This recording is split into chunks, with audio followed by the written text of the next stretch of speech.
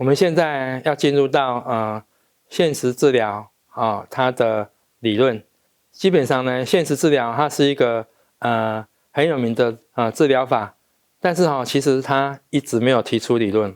怎么说呢？因为他觉得好用，而且Glasser 他本人呢，其实他是一个非常实用取向的，他不觉得要提出理论。但是后来呢，大家说，那你应该要讲出一套理论啊。所以他其实提出一个理论，它叫做 Control Theory 控制理论。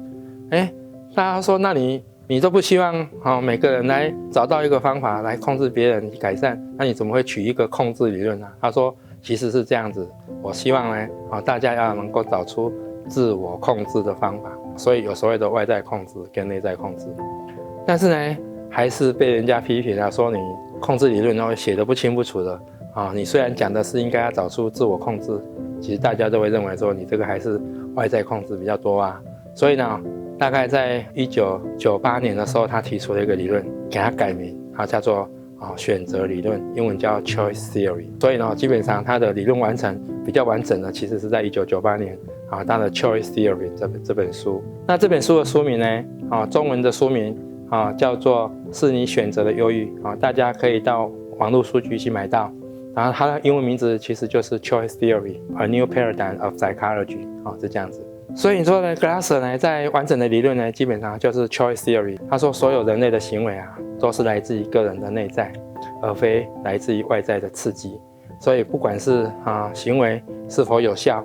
它都是对外在的环境去找到自己想要的方向，能够满足自己的需求与欲求，然后来得到满足。这个过程呢，就是人类去选择自己行为的方向。如果没有弄好，那大概就有可能会有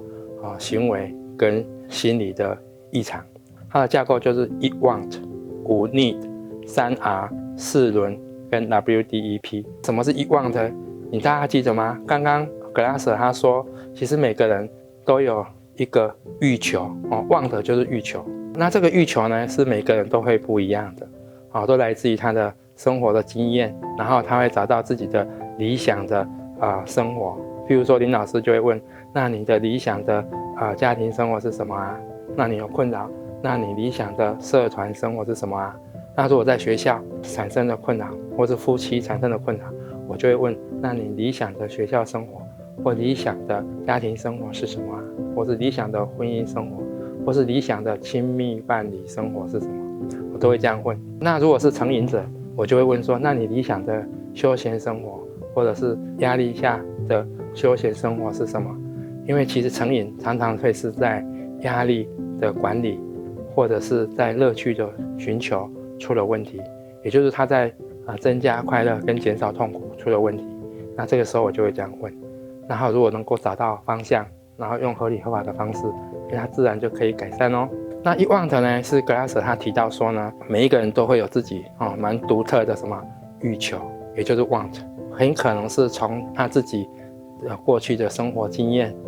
比如说他家庭，他们从学校的活动社交的活动去找到自己独特的一个欲求，这个欲求呢，就是他慢慢发展出来的。这个欲求是什么呢？Glasser 就说，这就好像每一个人里面心中都会有一个内在的一个心中的相簿所以当我去问到我的案主，那你理想的亲密关系的生活是什么？他有时候就会告诉我他想到的是什么，因为他的家里面是什么。他如果家里面是一个不是很好的家庭，他就会觉得说他想要更好，那他就是在他头脑。那有时候他因为他自己的家庭不是很好，所以他说他想不到而他现在的婚姻或是亲密关系出了问题这个都是在问他的欲求是什么。那只有欲求能够慢慢确定了，我们才能够做下一步来辅导他慢慢的走向他的欲求，然后用合理合法的方式。这个时候呢，英文有一个叫做 Quality World， 那通常我们会翻成高品质世界，那林老师常常会把它翻成叫做理想生活。那所以就问他，那你理想的学校生活婚姻生活、工作生活、休闲生活是什么？那第二个我们就会讲到需求。那需求就是 need。 那这个 need 呢，它本身呢为什么会有需求其实人类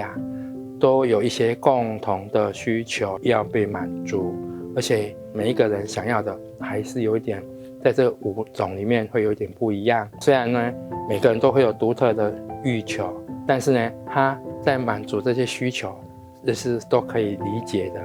所以人类呢，都是要彼此可以理解彼此的一些需求。那哪5种需求呢？格拉瑟呢，他提到的这5种需求啊，基本上跟马斯洛所提的需求5阶段啊是有一点不一样，但是几乎还是有一点一样。他说有哪5种啊？第一个，生存的需求；第二个叫做归属感的需求；第3个就是尊重的需求再来呢就是自由的需求，再来是乐趣。那基本上呢，这5种都是每一个人需要的马斯洛呢，他提到的是什么呢？最下方的是生理的需求，再来是安全的需求、归属感的需求、尊重的需求，再来是自我实现的需求。那很显然的，我在这里面呢，就可以看到马斯洛似乎漏掉了自由的需求跟乐趣的需求。但是问题是呢，如果这2个大师把它融合，那基本上就差不多是有6种需求或者是7种需求，基本上他们讲的基本上都没有差太多。这些需求呢，像生存的需求，就是大家都知道，可能还包括生理的需求，包括吃、喝、拉、撒、睡、温暖，甚至包括性，这些都是人类的合理的需求。归属感的需求就是希望说有一体感同学之间的感情，或是家人之间，至少家里面是一家人的感觉这种感觉事实上是人类也是希望有的再来就是权利，也就是所谓的尊重的需求再来就是自由的需求每个人如果都能够有自由能够发挥自己想要的，或者是有自由的时间可以管理，那都是很需要的再来就是乐趣的需求，有时候到周1的时候就会开始想周6日他要怎么过他还可以自己好好的找出力量来工作，把星期2到5过完之后，他能够有他星期6日的生活。你看乐趣的需求重不重要呢？当然重要。那再来就是3R， 我们刚刚讲到的是每个人有独特的欲求，跟每个人差不多都有共通的需求的满足。那再来就是要怎么样去做到呢？格拉瑟呢就提到有3R。第一个呢就是要把事情做对不要做到非法的事情或是伤害别人的事情。那再来就是 reality 就是呢，那要做符合现实的事情第3个呢就是要负责，要对自己的行为负起责任，不要怪幼年，不要怪别人，不要怪所有的环境，其实你都可以找到方向跟方法，只要那个欲求跟需求都是在你的脑上，那你知道可以慢慢的把它做好，这样就好。所以它是不是有3个 R 呢？ Do it right, face reality, take your responsibility 负责，也就是把事情做对，然后面对现实跟负起责任。3R 之后再来就是有4轮，它有4轮是怎么说呢？格拉瑟他提出每一个人的行为不是只有行为而已，他整个行为是有4个形体来完成的他认为每个人从欲求的满足到不满足，都会有像轮子一样的概念去驱使他可以走向满足或不满足的欲求的路。那这个可以怎么做呢？他就说呢，其实像车子一样车子有前轮是在控制方向的后轮呢就是跟着走的。那这4个完全行为的4个因素就是呢2个前轮行为跟想法2个后轮就是感觉跟生理。那他会说感觉跟生理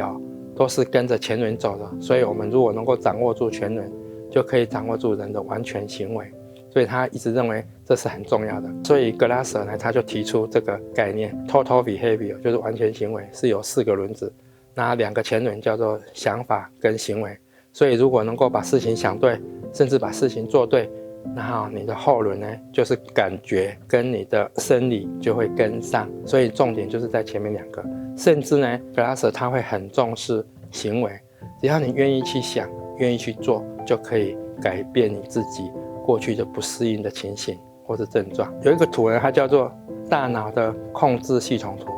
如果呢他已经知道自己的前轮要走向符合现实的世界，合理合法的满足自己的需求跟欲求，那他就是要把方向盘握好，慢慢的走。但是它也可以走向不好的地方，就是让自己可能是有一些心理症状，包括适应的困难，包括犯法的行为。这个事实上就是方向盘握住还是握不住，握对还是握不对。现实治疗呢，因为刚刚有了这些架构之后，我们就可以慢慢的改善它的一些做法。那我们等一下再来继续讲到现实治疗的步骤跟技术。